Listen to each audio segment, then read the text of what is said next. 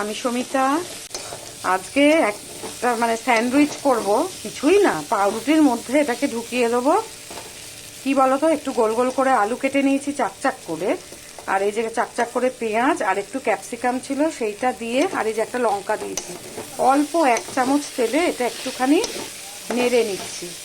এই এরকম একটু আঁচ কমিয়ে করতে করতে আলুটাও ফ্রাই হয়ে যাবে, সিদ্ধ হয়ে যাবে আর কি।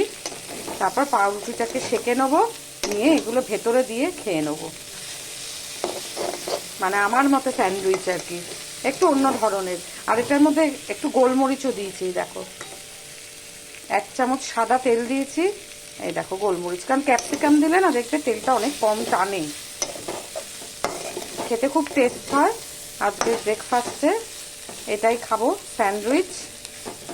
এগুলো ভেতরে ঢুকিয়ে তারপরে গরম গরম খেয়ে নেব।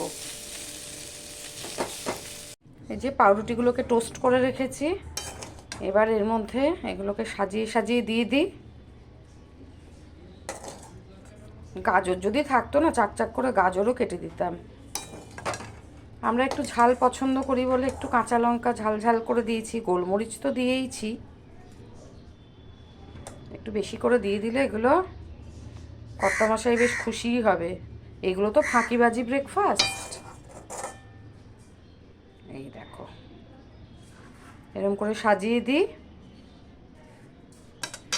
ব্যাস। প্রতিটা বাইটে এগুলো পড়বে, খেতেও অসাধারণ লাগবে। আরে তুই নিচ থেকে বার হ। এবার এটাকে চাপা দিয়ে দিই। ওদিকে সবজিওয়ালা এসেছে গলিতে, চিৎকার করছে, তার সাউন্ডও বোধহয় তোমরা পাচ্ছ। সবই খাওয়ার ব্যাপার আর কি। ব্যাস, এটাকে ভালো করে চেপে দিলাম, গরম আছে। এবার আমরা ঝটপট করে খেয়ে নেই। এটা কর্তামশাইকে দিয়ে আসি। এক অন্যরকম ব্রেকফাস্ট।